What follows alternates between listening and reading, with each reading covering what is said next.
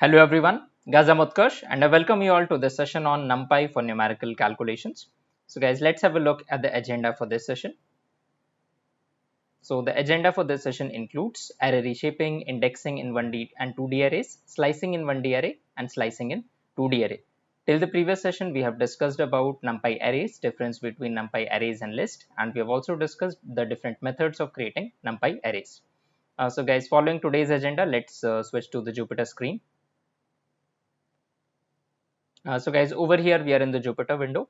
Now, first of all, let's say I'm importing NumPy. Let me just, let's say, connect with the kernel. Yeah, all good. So over here I'm importing NumPy as NP. Now, to understand array reshaping simply implies that an array can be reshaped into product of its factors, right? Uh, okay, I think I'll have to write it like this, into product of its factors. So let's see how do we reshape the array. So over here, if I write np dot array and then maybe 10, 20, 30, 40, 50, 60. All right, so we have 6 elements. Okay, maybe I'll use a couple of more elements. I'll make it 12. All right, so this is 15, 25, 35, 45, 55 and 65.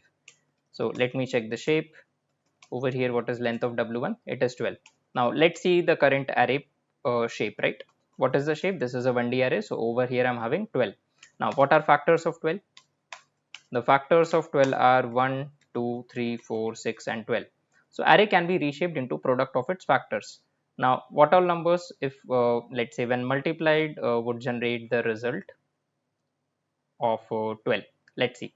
So what pairs do we have? Let's say pairs of 2. So if we look at pairs of 2, so over here we have 3 comma 4, then we have 2 comma 6, then we have maybe, let's say, 1 comma 12. These are the pairs, right? Now if we go for pairs of 3, so if we go for pairs of 3, we have 2 into 3 into 2. All right, then maybe 2 into 2 into 3, or maybe even 3 into 2 into 2. Agreed. Likewise, we can have 1 into 12 into 1. We can have 2 into let's say 6 into 1. Likewise, we can have n number of pairs. How do I reshape this array? So I can write it like this. See, because the shape is 12, now I can reshape into these product. All right, these pairs. So how do I reshape it? Dot reshape, and then I just have to mention the order. So the order over here that I'm considering is 3 comma 4. All right.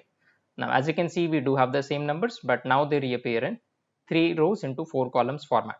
All right. Now we do get to see them in 3 rows and 4 column format. Likewise, I can reshape it to even 3 dimensions, maybe 2, 3, 2. So w1 dot reshape 2 into 3 into 2. So as we can see, 3 rows, 2 columns, and then we have 2 groups, right?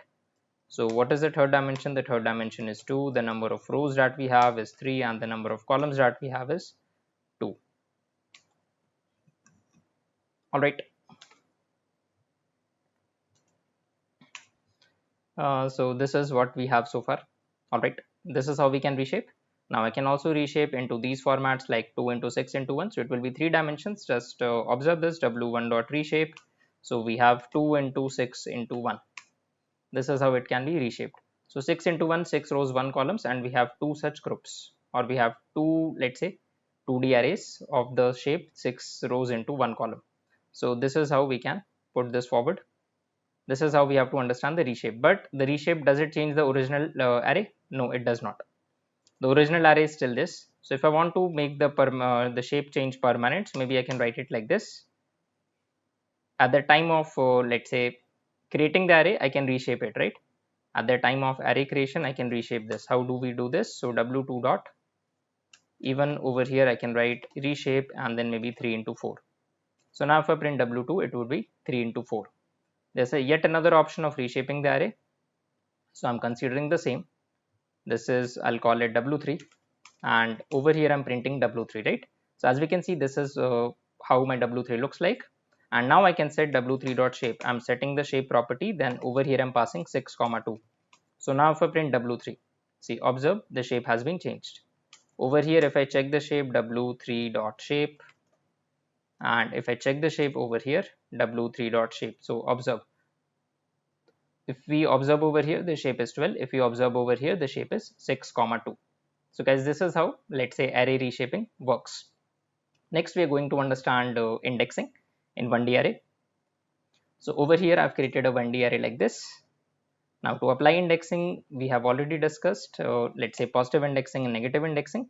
From left to right, we do have positive indexes. All right. So in left to right order, we do have positive indexes, and positive indexes range from 0 towards positive.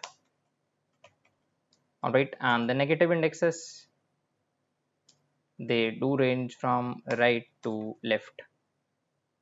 All right. So this is what we have as far as negative indexes are concerned. So this is -1 towards negative. So this is how the negative indexing works. So based on this array, if I want to print, let's say, A4, so what is the element at 4th index? It is 22. Likewise, for all the positive indexes, I can write A7. All right, and maybe for the negative indexes, I can write, maybe this is -2 and this is -10. Okay, let's make this -8. All right, so at 4 and 7, we have 22 and 31. At index -8 and -2, we have 28 and 46. So this is index -8 and this is the index -2. So this is how we can work with, let's say, 1D array indexing, 1D numpy array indexing. We can also go for even 2D indexing.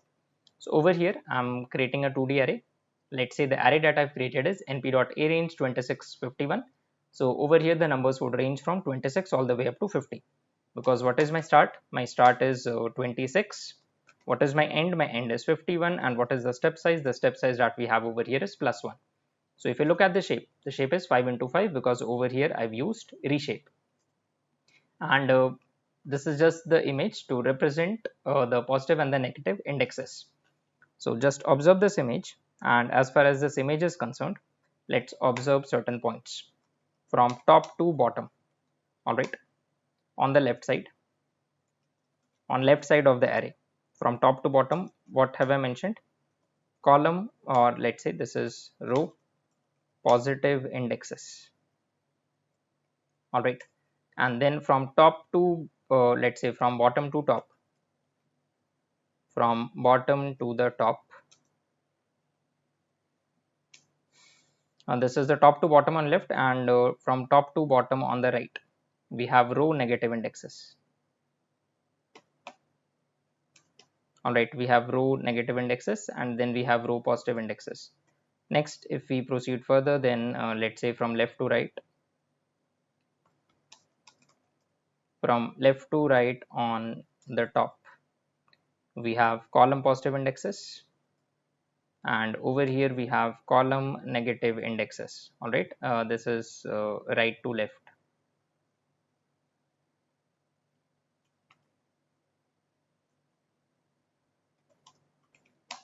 So this is right to left on the bottom.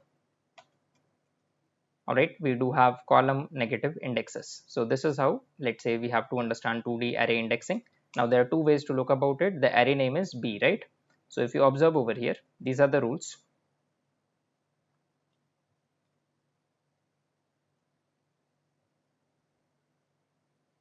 Okay, let me just cut them. I'll paste it over here. Yeah, so considering this, let's consider if I were to write 3 comma 4. So row number 3, column number 4, so the value would be 45. All right, so this is indexing. Likewise, I can even go for negative indexing. So maybe -2 comma minus maybe 1. So -2, row number -2 is this, column number -1 is this. Okay, -2 comma -5, let's consider this. So -2 and -5, the intersection is 41. So there is yet another way of writing it. So maybe I can take one positive and one negative. Maybe the row number is 3 and the column number is, the row number is 3 and the column number is, the column number that we are considering over here is, let's say, -1. So okay,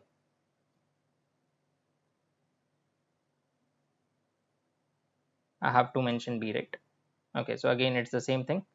let's consider this 1 1. So row number 1, column number -1, so we have 35. All right, maybe 1 minus 4 I can consider, so at 1 minus 4 we have 32. So guys, this is how we can perform 2D indexing. Next we can proceed towards slicing. So moving forward, when it comes to slicing, we have left to right slicing and right to left slicing. In left to right slicing, the direction of let's say in the left to right direction, the slicing proceeds till end -1 and the step size will be positive, the default start value will be 0. In the right to left slicing, the slicing direction in the right to left slicing order, the slicing proceeds till end +1 and the step size will be negative. All right. So let's see how to implement this as far as 1D array is concerned. So it's the same pattern that we have implemented in list, and the same logic can be applied to tuples and strings as well. So if I were to take 2 to 7, this is positive.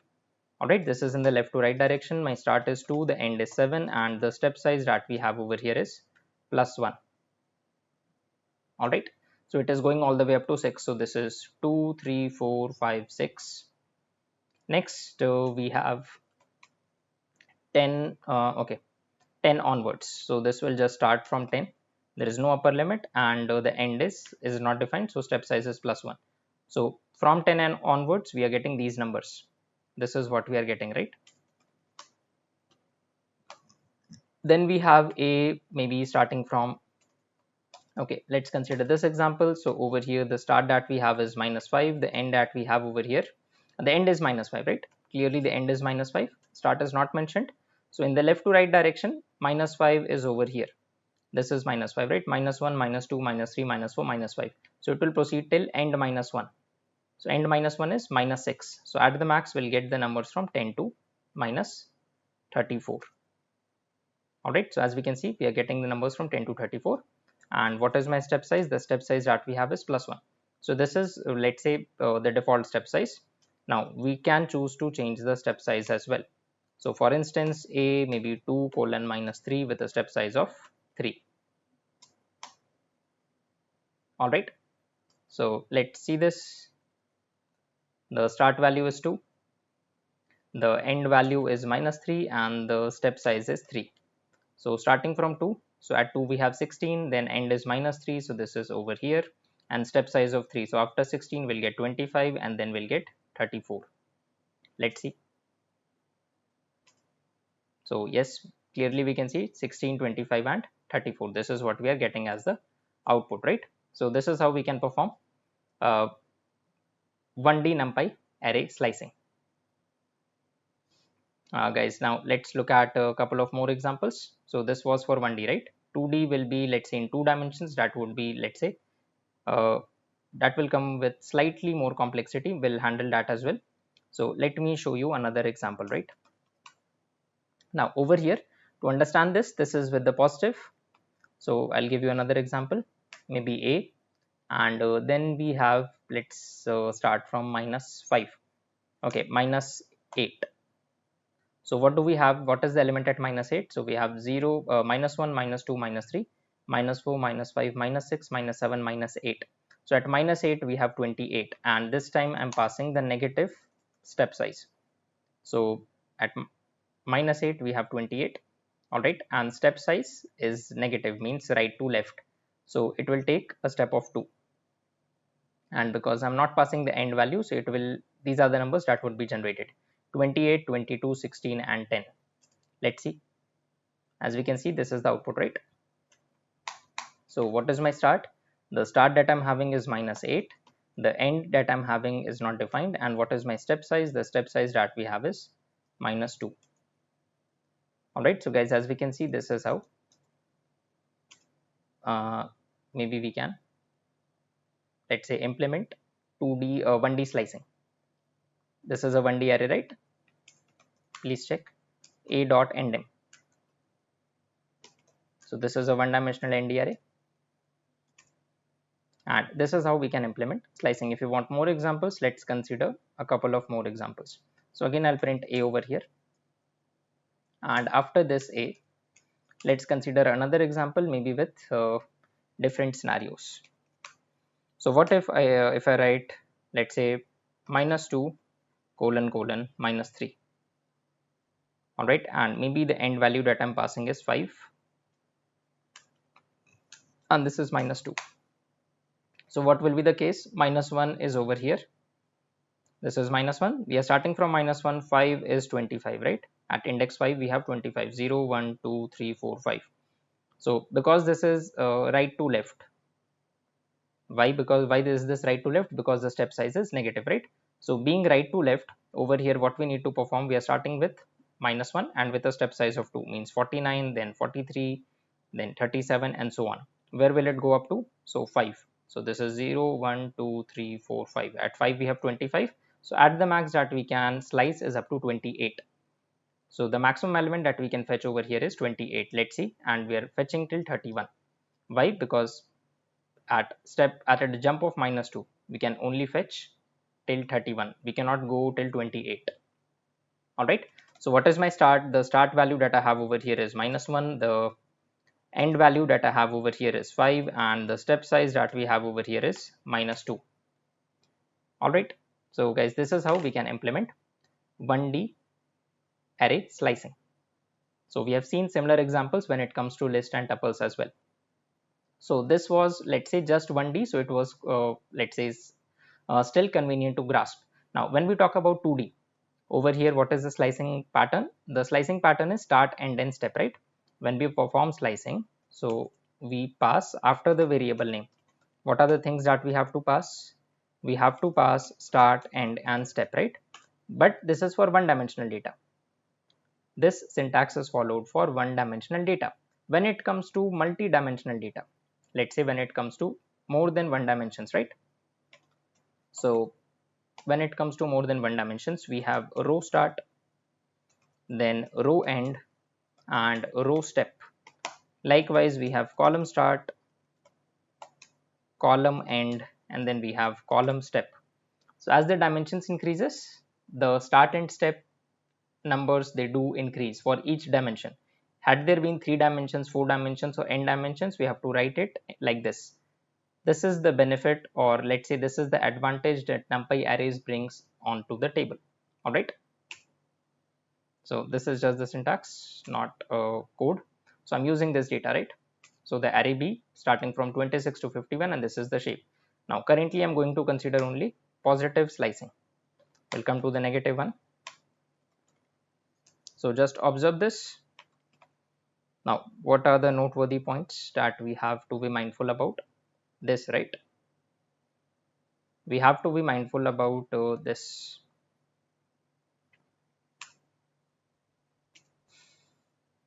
So on the top to bottom left, we have row positive indexes. These are row positive indexes. These are row negative indexes. These are column positive indexes, and these are column negative indexes. Let's consider positive slicing. So over here, if I just pass, let's say, :2, and the variable name is B. In B, I have stored this array. Now I'm passing :2. :2 means :2 simply indicates. So what is my row end? The row end is 2. So if the row start is not given, what will be the row start? The row start would be 0. And if the step size is not given, so what would be the row step? The row step would be +1. Likewise, if I pass, okay, let's say for the sake of convenience, I'll just pass r step, r end, and r start. Now if I were to pass the same things for column, so column start, because it's not mentioned, it would be 0. Column end and column step, because end is not mentioned, we don't need to define this, and the step size is obviously 1. So means we are considering all the columns, but what all rows are we considering? The end is 2, right? So means row index 0 and 1. So row index 0 and 1, so we'll get 26, 27, 28, 29, 30, and then 31, 32, 33, 34, 35. Let's see. Yes, so we are able to fetch top 2 rows. Likewise, if I want to fetch, let's say, top 2 columns, so I'll have to write like this. See, if column is missing, we can skip it empty, but if row is missing, we'll have to pass. Okay, if I write like this, is it going to work? It's generating an error.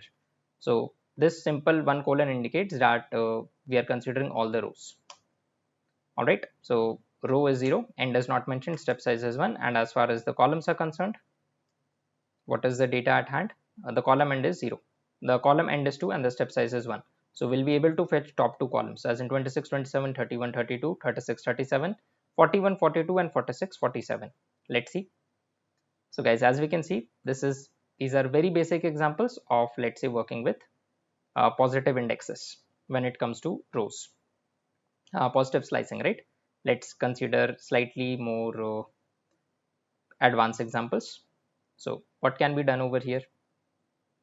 Now I will be adding start and end as far as positive rows are concerned, positive slicing is concerned, right? So B maybe 1:3, all right, and then maybe I'll pass 2 colon. So 1:3, what does it indicate? The start is row number 1, the end is row number 3, and the step size is +1. Likewise for the column, the start is 2, the end is the start is 2, the end is not given, and step size is 1. So 1 2 3, so it will start from 1 and it will also consider row number 1 and 2, right? We will be considering row number 1 and 2 and column number 2 and onwards, so 2 3 4. So the intersection would be this part: 33 34 35 38 39 40. Please check: 33 34 35 38 39 40. All right, so this is how we can incorporate even let's say start and end.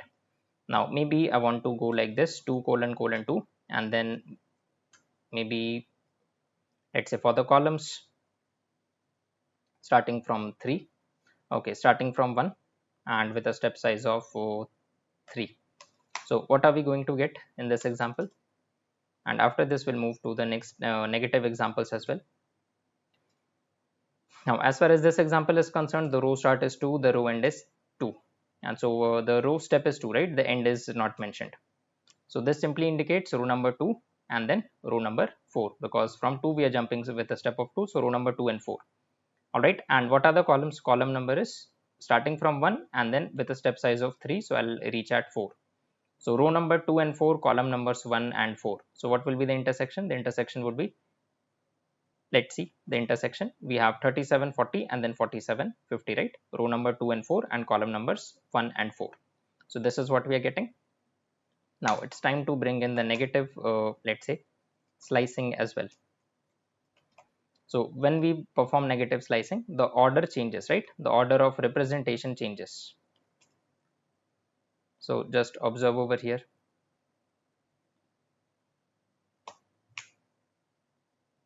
So as far as the negative slicing is concerned over here, I'll give you examples. So B, and maybe I'm starting with maybe row number -2, okay, row number 3, and with a step size of -2. So this is for the rows, and for the columns I would say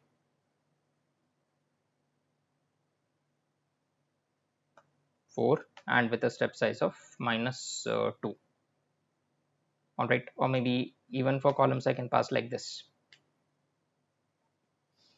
So what are we going to get? Let's understand this.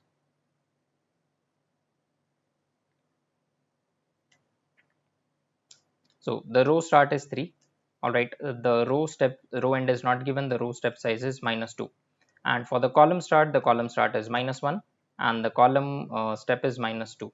Column end is not given. So 3 colon colon 2. So 3 colon colon -2, right? So this is the row index 3, and with a step size of -2, what are we getting? So from 3 colon colon -2, right? So from 3 we are jumping to -2. So -2 would be row number 1. So first row number 3 would be displayed and then row number 1 would be displayed. So 41 42 44 40, 43 44 45, and then 31 32 33 34 35. These are for rows, row number 3 and then row number 1. All right, then as far as the columns are concerned, row number -1, then with a step size of -2. So row number column number -1, column number -3 and -5. So -1 -3 -5 intersection with row number 3 and 1. All right, so we'll get 31 41 33 43 and 35 45, but in not left to right direction on top to bottom, but rather from right to left and from bottom to top. So the numbers would be same, the orders would be interchanged: 45 43 41 and then 35 33 31. I hope you are able to understand. Then next I'll quote another example. So this is B, and we are starting from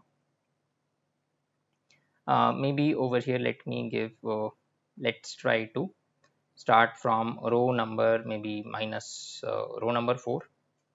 All right, I'm going all the way up to minus 5 with a step size of minus 2. All right, so 4 with step size of minus 2, and as far as columns is concerned, maybe I'm starting with 3 and then minus 1 and I'm passing 0. Now let's see the intersection that we have. So over here, it's important to understand it step by step. What is my row start? My row start is 4. What is my row end? The row end is minus 5. What is the step? The step that we have over here is minus 2. And then the column start over here is 3. The column end that we have over here is 0, and the step size that we have over here is minus 1. Alright, so this is 3 0 minus 1, and column start is 3 0 minus 1. Alright, so this is what we have mentioned. Now let's understand this. So row number 4, we have to move from row number 4 to row number minus 5. So this is obviously negative row slicing, right? So the step size over here is minus 2. So starting from row 4, we'll go to row 2. But because end is minus 5, so we cannot go to row number minus 5. So at the max, we'll get row number 4 and 2. First row number 4 will be printed, then row number 2. So we do have clarity about the rows. But when it comes to columns, so let's observe the columns. So we are starting from column number 3, and then at the max we can go up to 0. So the step size is minus 1. So this is again right to left. So this would means we are incorporating columns 3, 2 and 1. We are incorporating the columns 3 to 1, and as far as the rows are concerned, we have row number 4 and row number 2. So first row number 4 will be displayed, then row number 2, and as far as the columns are concerned, it would be from right to left. So 3 2 1. All right, so it would be reverted. So if you just observe this, we are getting 49 48 47 for the row number 4, and for row number 2 we are getting 39 38 and 37. Alright, now suppose I want to extract all these 4 boundary elements 26 30 46 and 50. We can have this kind of a question as well. So how do we extract them? So means for the rows, what numbers do I need? I need let's say the rows that I need is colon 4. Alright, row number 0 and row number 5. So I'm jumping from 0 to 5. Let's see. Okay, I have to jump 4 steps, right? Yes. So I'm getting the first row and I'm getting the last row. Now I don't want the middle elements, right? I don't want the middle element. So we do have all the 4 corner elements. Now I'll have to do the same thing even for column. So colon 4. So this would be 0 1 2 3 4. So now the elements that we have are all the corner elements, right? So guys, this is how we can perform 2D slicing. I hope these examples are clear to everyone. So guys, let's switch back to the PPT. We have reached the end of this session. Let's switch back to the PPT.